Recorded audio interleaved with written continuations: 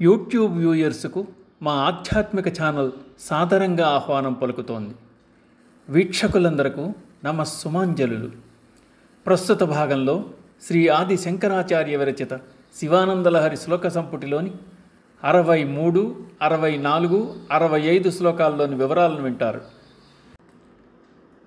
మార్గావర్తిత పాదుకా పశుపతే అంగస్య కూర్చాయతే గండూషాంబు నిషేచనం పురరిపో దివ్యాభిషేకాయతే కించిద్భక్షిత మాంసశేషకబలం నవ్యోపహారాయతే భక్తి కిం న కరోతి అహో వనచరో భక్తావతంసాయతే.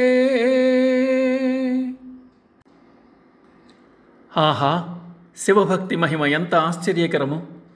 పలుమార్లు నడుచుడ్చే ప్రాతదైన కాలిచెప్పు శ్రీకాళహస్తీశ్వరునకు భ్రూమధ్య స్థానమున కంటి ప్రదేశమునకు గుర్తుగా ఉంచబడింది.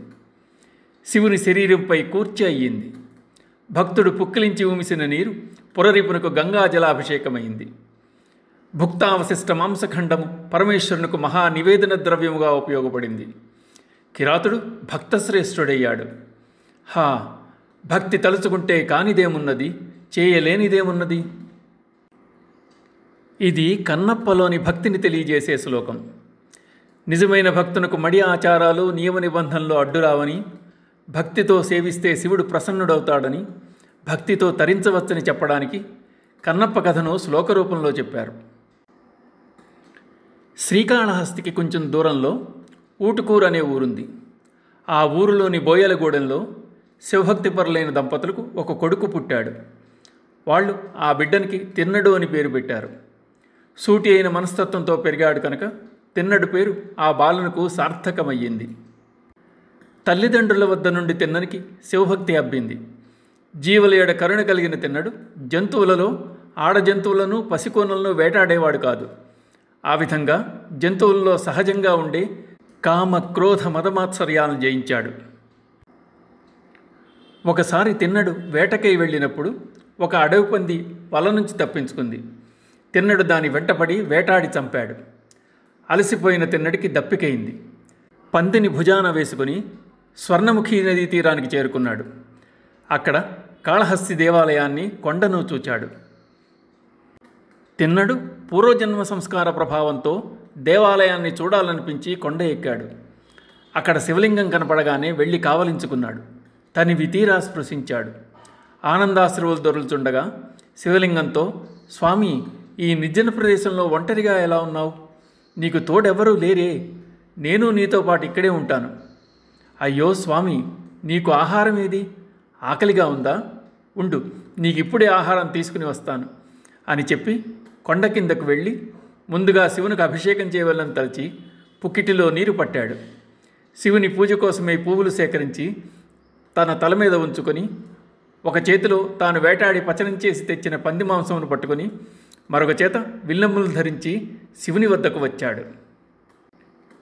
పుక్కిలి పట్టిన నీటిని శివునిపై ఊమిశాడు. తన తలపై ఉన్న పువ్వులను శివునికి అలంకరించాడు. తెచ్చిన మాంసమును శివుని ముందు పెట్టి తినమని ప్రార్థించి ద్వారం వద్ద కాపలా ఉన్నాడు. భగవంతునికి ఆ విధంగా అర్చన అయ్యింది, అభిషేకమయ్యింది, నివేదన కూడా అయ్యింది.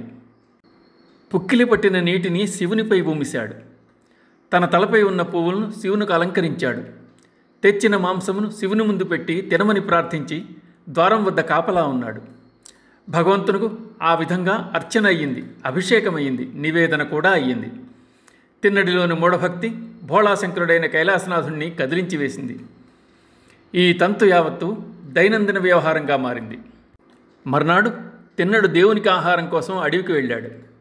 అప్పుడు దేవాలయానికి యథావిధి పూజలు చేయుటకు వచ్చిన పూజారి పరిసరాలను గమనించి దేవాలయం అపవిత్రమైందని భావించి స్వర్ణముఖి నుంచి జలమును తెచ్చి మంత్రయుక్తంగా సంప్రోక్షణ చేసి అర్చించి నివేదన చేసి ఇంటికి వెళ్ళాడు.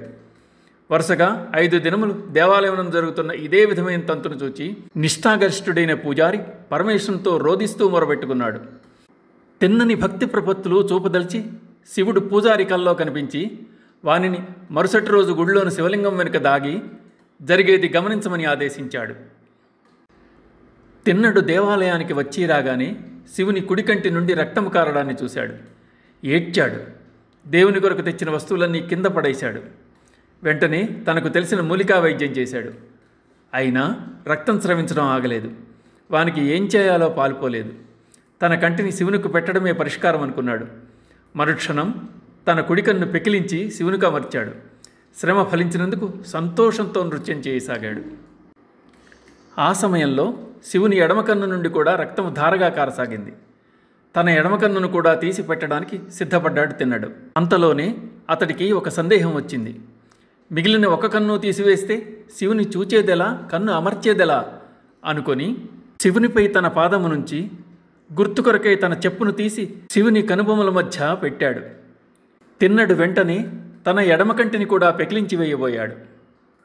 దయాళుడైన పరమశివుడు కరుణించదలచి వెంటనే ప్రత్యక్షమై, ఆగు కన్నప్ప, ఆగు, నీ భక్తికి మెచ్చాను. ఇంతటి నిరతిశయ భక్తిని మునుపెన్నడూ చూచి ఎరుగను.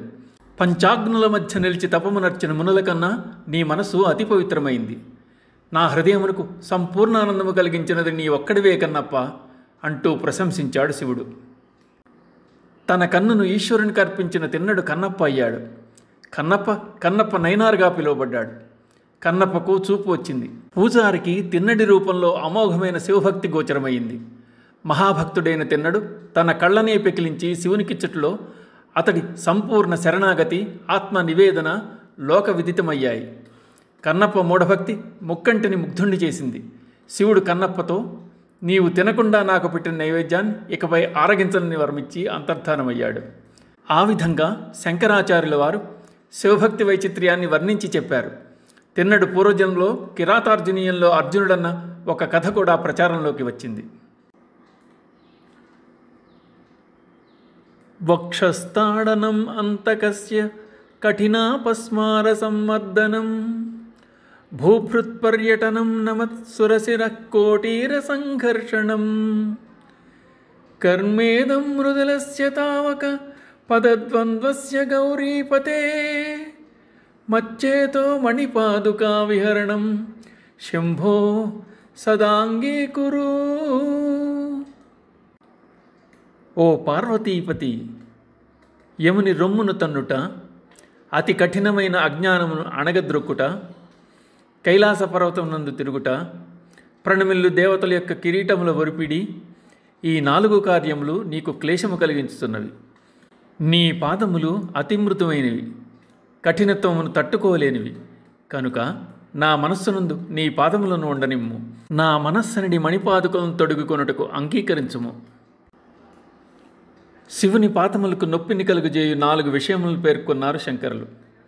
వాటిలో మొదటిది కఠినమైన యమధర్మరాజు రొమ్ముపైన తన్నడం. భక్త మార్కండేయుని చరిత్ర అందరికీ తెలిసిందే. శివభక్తుడు మార్కండేయుడు, కాలాంతకుడు శివుడు. సందర్భం కనుక మార్కండేయుని కాచిన మహదేవుని గురించి స్మరించవలసిందే. యమధర్మరాజు స్వయంగా మార్కండేయుని ప్రాణాలు హరించి తీసుకెళ్దామని వచ్చాడు. శివుడు వచ్చే వరకు తపస్సు కొనసాగనివ్వమని యముని అర్థించాడు మార్కండేయుడు.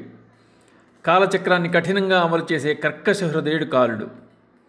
మహాయోగులకే సాధ్యం కానిది వ్రేలెడు లేవు, నీకు శివదర్శనమవుతుందని ఎలా అనుకున్నావు అన్న యమునితో భక్తులను శివుడు వదిలిపెట్టడని చెప్పి శివుని ఆశ్రయిస్తాడు మార్కండేయుడు. యమధర్మరాజు విసిరిన యమపాశం మార్కండేయునితో పాటు శివలింగానికి కూడా తగులుకుంది. చంద్రశేఖరమాశ్రయే మమ కిం కరిష్యతి వయ్యమా అనుకుంటూ శివలింగాన్ని పనవేసుకున్నాడు మార్కండేయుడు. పాశం వేసి లాగిన శివలింగాన్ని వదిలిపెట్టలేదు. భక్తాధీనుడైన శివుడు మార్కండేయుని పిలుపును విన్నాడు. కైలాసాన్ని వదిలి కదిలి వచ్చాడు. లింగాన్ని భేదించుకుని ప్రకటితమయ్యాడు. తన పాదాలను పట్టుకున్న మార్కండేయుని చూచి భవుడు తన కుడి చేతిని రక్షణగా బాలుని తలపైన ఉంచి అభయం ఇచ్చాడు. యమధర్మరాజు యొక్క దుశ్చర్యపై ఆగ్రహించిన శివుడు ఉగ్రమూర్తి అయి తన వామపాదంతో యముని రొమ్ముపై తన్నాడు. ఇంకేముంది, యమధర్మరాజు హతముందాడు. శివుడు మార్కండేయుని చిరంజీవిని చేసి మరుద్వతి మృకండులకు ఆనందాన్ని కలగజేశాడు. అనంతరం ఇంద్రాది దేవతల కోరికపై యమధర్మరాజును పునరుజ్జీవితుడిని చేశాడు. శివభక్తుల జోలికి రావద్దని హెచ్చరించాడు. ఇక జీవులలో ఘనీభవించిన జ్ఞానం అతి కఠినమైన అపస్మారంగా చెప్పబడుతోంది. అజ్ఞానాన్ని అణగద్రొక్కాలంటే శివుని పాదాలను పట్టుకోవలసిందే. అటువంటి అజ్ఞానాన్ని మర్దించి ఉంచుతున్నాయి ఆయన పాదాలు. కైలాసం శివుని నివాసం. పృథువిని ధరిస్తున్న కైలాస శిఖరం మీద సంచరిస్తుంటాడు భక్తజన పాలకుడు. భక్తుల హృదయ గుహల్లో గూడు కట్టుకుని ఉన్న శివుడు కఠిన శిలలపై తిరుగాడుతున్నాడు. ఇవిగాక ఈశ్వరుని కటాక్ష వీక్షణాల కోసమై బ్రహ్మాది దేవతలందరూ బారులు తీరి నిరీక్షిస్తుంటారు. మకుటములు ధరించిన వారి శిరములను శివుని పాదములపై ఉంచినప్పుడు స్వామి పాదాలు ఒరిపిడికి గురవుతున్నాయి. ఇన్ని క్లిష్ట కార్యములు నిర్వర్తిస్తున్న పరమేశ్వరుని సున్నితమైన పాదములు కాఠిన్యం తట్టుకోలేనివి గనక తన మనస్సునందే ఆయన పాదములను ఉండనివ్వమని, తన మనస్సుని మణిపాదుకులను ధరించి తిరగమని శివుని అభ్యర్థిస్తున్నారు శంకరాచార్యుల వారు. వక్షస్థాడన శంకయా విచలితో వైవస్వతో నిర్జరా కోటీరోజ్వల రత్నదీపకలికా నీరాజనం కుర్వతే దృష్ట్వా ముక్తివధూస్తనోతి నిభృతాశ్లేషం భవానీపతే యచ్చేతస్తవ పాదపద్మభజనం తస్యేహ కిం దుర్లభం. ఓ పార్వతీపతే, ఏ పురుషుని చిత్తము నీ యొక్క పాదపద్మములను భజించునో అట్టి వాణిని చూచి యముడు పూర్వం వలె వక్షమును తన్నెదవేమోనన్న భయముతో పారిపోవుచున్నాడు. దేవతల కిరీటములందలి ప్రకాశించుతున్న దీపముల వంటి రత్నముల యొక్క కాంతుల చేత నీరాజమును పట్టుచున్నారు. ముక్తికాంత ఆలింగనము గావించుకుంటున్నది. ఇక ఆ భక్తునకు ఈ లోకమునందు లభ్యము కానిది, దుర్లభమైంది ఏముంది? మార్కండేయుని కటాక్షించవచ్చిన చంద్రశేఖరుడు యమధర్మరాజు వక్షస్థలమును తన వామపాదముతో తన్నాడు. మృత్యునే శాసించగల యముడు ఆ ఘాతానికి మరణించాడు. జగత్తునందు కాలచక్రం నడుపగల సమర్థుడైన వాడు ఒకడు ఉండాలి కాబట్టి ఇంద్రాది దేవతల అభ్యర్థనపై వైవస్వతునకు తిరిగి ప్రాణదానం చేశాడు శివుడు. అప్పటి నుంచి యముడు శివభక్తుల ఏళ్ల మెలకువతో మెలగసాగాడు. పూర్వం మార్కండేయుని పట్ల ప్రవర్తించిన తీరును, అందుకు ప్రతిఫలంగా శివుని చేత పొందిన పరాభవమును గుర్తుకు వచ్చి జాగరూకత వహిస్తున్నాడు యముడు అనడంలో అంతరార్థం మార్కండేయుడే కాదు, ఏ శివభక్తుణ్ణి చూచినా యముడింతటి వాడు సైతం భీతి చెంది పారిపోతాడని చెప్పబడుతోంది. దేవతలు కూడా తాడనముగా ఉంచిన శివుని పాదములు గుర్తుకు వచ్చి శివభక్తులకు తమ కిరీటముల నుండి వెలువడు కాంతులతో నీరాజనాలు సమర్పిస్తున్నారట. ముక్తికాంత అటువంటి భక్తులను ఆలింగనం చేసుకుంటోందట. ఆ విధంగా శివపాద సేవతో అసాధ్యాలు సుసాధ్యాలుగా మారగలవని, మారుతున్నాయని అంటున్నారు శంకరులు. ఓం తత్సత్.